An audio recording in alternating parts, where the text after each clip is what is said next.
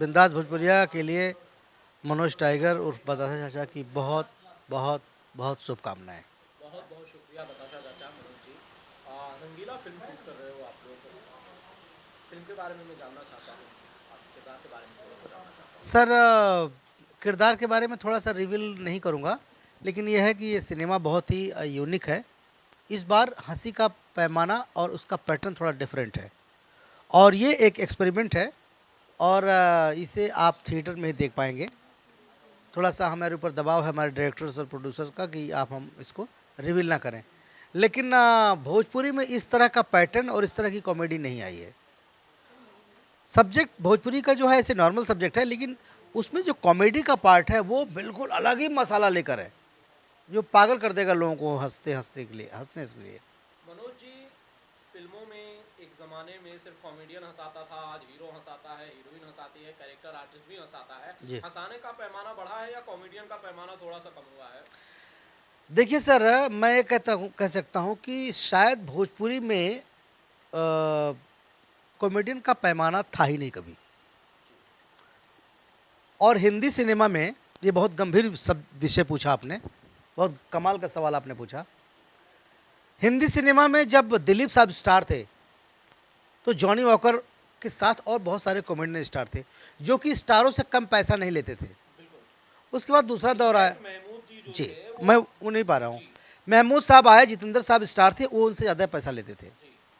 उसके बाद जितने भी एक दौर आया, परेश रावल साहब, संजय मिश्रा, आज की तारीख में राजपाल, संजय मिश्रा, वो अरशद वारसी, एक से एक अच्छे कॉमेडियन हैं। भोजपुरी इंडस्ट्री का जो पहला दौर था उसमें भी कोई अच्छा कॉमेडियन नहीं था, कॉमेडी को तरजीह नहीं दी जाती थी।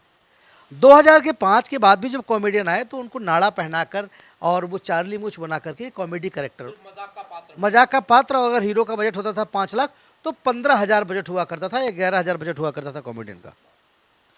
ऐसे में मैं आया थिएटर करके, तो मेरे सामने भी वही चीज़ें थी। मैंने एक सिनेमा किया, सिनेमा में लोगों ने मेरे एक्टिंग को सराहा, लेकिन मैं अपने करेक्टर, अपने ड्रेस और अपने पैसों के लिए अड़ा रहा। मैंने कभी भोंडी कॉमेडी नहीं की, मैंने बलगर कॉमेडी नहीं की, और मुझे जहाँ लगा ये मेरे साथ काम नहीं कर सकता था वहाँ मैंने सिनेमा छोड़ा। भोजपुरी में अभी भोजपुरी का कॉमेडियन का एक लेवल बना है, लेकिन भोजपुरी में अच्छे कॉमेडियन और कॉमेडियन की रिस्पेक्ट और उनकी मूल्य पहचानने की ज़रूरत है। मुझे ऐसा लगता है कि भोजपुरी में जो कॉमेडी परोसी जानी चाहिए, ना उस पर राइटर वर्क करते हैं, ना उस पर डायरेक्टर वर्क करते हैं। कुछ लोग हैं जो इसके मूल्य को समझते हैं और उनका सिनेमा उसी हिसाब से बाकी लोगों की तुलना में अच्छा जाता है।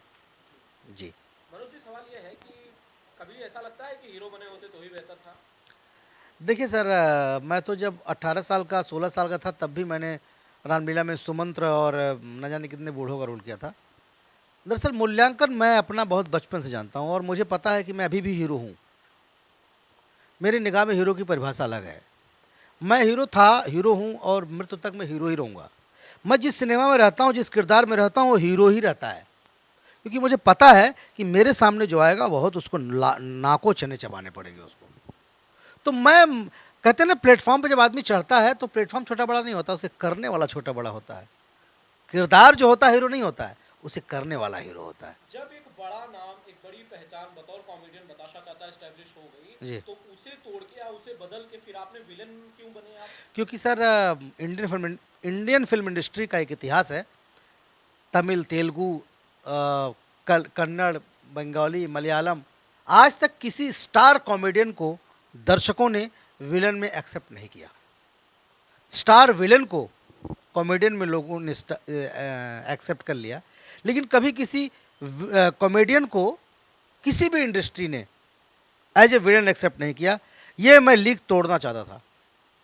कितने कामयाब हुए अपने? सर कामयाबी ये हुई कि दर्शकों ने भी मुझे सराहा, और आज भी हर तीसरी चौथी फिल्म में प्रोड्यूसर मुझे एज ए विलन ले रहे हैं। तो इसमें जाहिर सी बात है कि दर्शकों ने मुझे एक्सेप्ट किया तभी ले रहे हैं।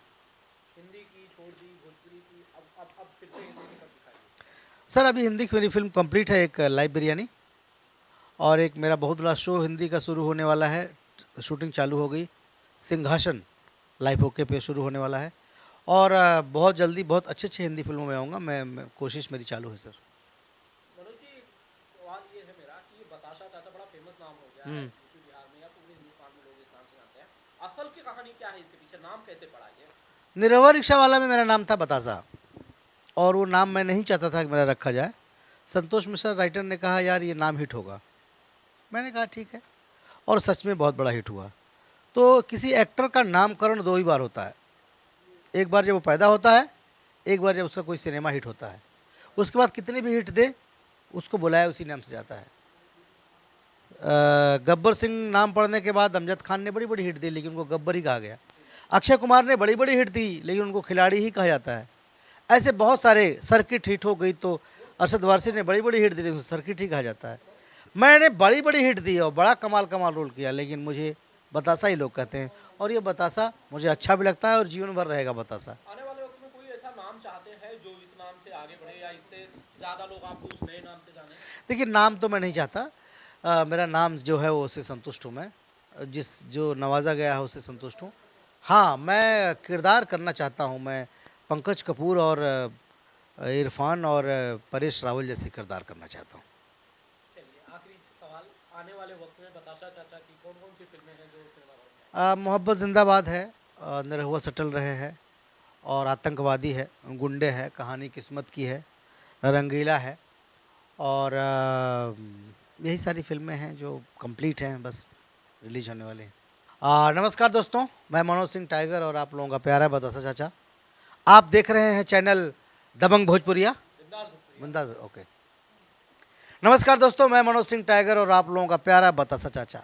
आप लोग देख रहे हैं बिंदास भोजपुरिया।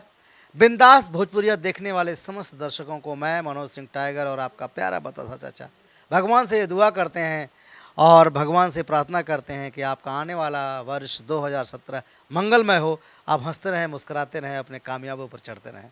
धन्यवाद।